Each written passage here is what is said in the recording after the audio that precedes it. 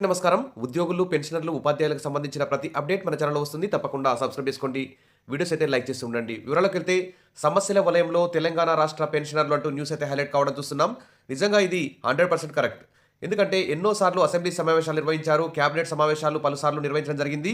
మరి ఎన్నికల హామీల్లో భాగంగా ఉద్యోగుల, పెన్షనర్ల, ఉపాధ్యాయుల సమస్యలు పరిష్కరిస్తామని ఎన్నో హామీలు ఇచ్చిన ప్రభుత్వం వివిధ వర్గాల ప్రజలకు అనేక సంక్షేమ పథకాలను, ఉచిత హామీలను అమలు చేస్తూ బడ్జెట్‌కు మించి, అంచనాలకు మించి ఉచితాలకి ఎక్కువ ఖర్చు చేస్తూ మరి ఉద్యోగులకు, పెన్షనర్లకు ఇవ్వాల్సినటువంటి ఆర్థికపరమైనటువంటి ఆహ్, ప్రయోజనాలనైతే అందించడంలో ప్రభుత్వాలైతే విఫలమవుతున్నాయి. ఈ ఉచిత స్కీమ్‌ల వల్ల మరి ఉద్యోగులకు ప్రతి 6 నెలలకోసారి పెంచాల్సినటువంటి డీఏ విషయంలో గానీ, తర్వాత 5 ఏళ్లకోసారి ఇవ్వాల్సిన పీఆర్సీ విషయంలో గానీ, మరి దాదాపు 30, 40 ఏళ్ళు ఉద్యోగం చేసి రిటైర్మెంట్ అయిన తర్వాత మరి పెళ్లిళ్లు చేసుకోవడానికి, తర్వాత కుటుంబ పోషణకి, తర్వాత ఇతర సమస్యల పరిష్కారం కోసం డబ్బులు అవసరమవుతాయి. అనారోగ్య సమస్యలుంటాయి. మరి వీటన్నిటిని పరిష్కారం చేసుకుందామంటే రిటైర్మెంట్ అయిన బెనిఫిట్స్ 1 ఇయర్, 2 ఇయర్స్ అయినా గానీ మరి అకౌంట్‌లో పడట్లేదు. కాబట్టి ఈ విధంగా రాష్ట్ర పెన్షనర్లు అందరూ కూడా చాలా సమస్యల్లో చిక్కుకున్నారు. ఇక రాష్ట్ర ప్రభుత్వ పెన్షనర్లు అనేక సమస్యలతో చాలా కాలంగా సతమతమవుతున్నారు. వీరు సర్వీస్‌లో ఉన్నప్పుడు రాష్ట్ర ప్రభుత్వం రూపొందించిన పథకాలను ఫలప్రదం చేయడం కోసం అహర్నిశలు కృషి చేసిన వారే. అందుకే వారి బాగోగులు చూడాల్సిన ప్రభుత్వం వారిని పట్టించుకోకపోవడం వల్ల చాలా ఇబ్బందులు పడుతూ జీవనం గడుపుతున్నారు. కాంగ్రెస్ ఎన్నికల సమయంలో అధికారంలోకి వచ్చిన వెంటనే నెరవేర్చుతామని ఇచ్చిన హామీల్లో ఒక్క హామీ కూడా అధికారంలోకి వచ్చి 1 సంవత్సరం అయినా నెరవేర్చలేదు అంటూ ఇక్కడ ఒక లేఖ అయితే కనిపిస్తుంది. పెన్షనర్ల సమస్యలు చూస్తే 2024 మార్చి నుండి రిటైర్ అయిన పెన్షన్లకు పెన్షన్ తప్ప ఏ పెన్షనరీ బెనిఫిట్స్ నేటి వరకు చెల్లించలేదు. వాటిని వెంటనే చెల్లించాలి.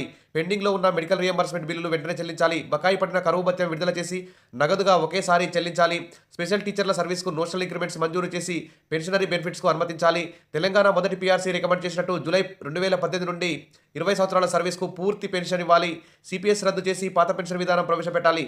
ప్రతి జిల్లాకు 2 వెల్‌నెస్ సెంటర్లను ఏర్పాటు చేసి నిష్ణాతులైన డాక్టర్లను నియమించి ఉచితంగా వైద్య పరీక్షలు చేసి మరి నాణ్యమైనటువంటి మెడిసిన్స్ అందజేయాలి. ఆర్టీసీ బస్సులలో ఉచిత లేదా 50% రాయితీతో ప్రయాణ సౌకర్యం కల్పించాలి. ఈకుబేర్ వ్యవస్థను రద్దుపరిచి గతంలో ఉన్నట్లుగా ట్రెజరీస్ డిపార్ట్మెంట్ ద్వారా చెల్లింపులు జరపాలి. పై సమస్యల పరిష్కారం దిశగా ప్రభుత్వం ఆలోచన చేసి ఇప్పటికైనా ప్రత్యేక దృష్టి పెట్టి పెన్షనర్ల సమస్యలు పరిష్కరించి వారి జీవితాల్లో వెలుగులు నింపాలనే ప్రయత్నం చేయాలని రాష్ట్ర వ్యాప్తంగా ఉన్న పెన్షనర్లందరూ కూడా కోరుకుంటూ ఈ లేఖ అయితే ప్రభుత్వానికైతే రాస్తున్నారు. అంటే దీనికి సంబంధించి ఇన్ని బాధలు పడుతున్నటువంటి పెన్షన్లకు సంబంధించి మరి కేబినెట్ ఉపసంఘం కూడా ఉద్యోగుల సమస్యల మీద పరిష్కారానికి నియమించారు.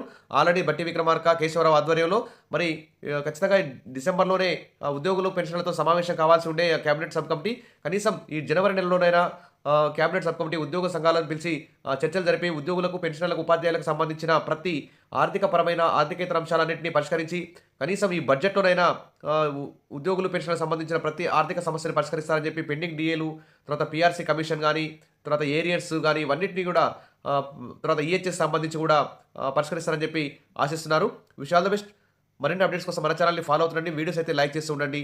మన ఛానల్ ఎప్పటికీ ఉద్యోగులు, పెన్షన్‌లకు సంబంధించి సపోర్ట్‌గా మన యొక్క సమస్యల పరిష్కారానికి కోఆర్డినేషన్ చేసుకుంటూ ఉద్యోగ సంఘాలు, ఉద్యోగులు, పెన్షనర్లు మరియు ఉద్యోగ జేఏసీ సంబంధించి ఒక అవగాహన కోసం వీడియోస్ అయితే వస్తుంటాయి. తప్పకుండా మరి లైక్ చేస్తూ ఉండండి. Thank you.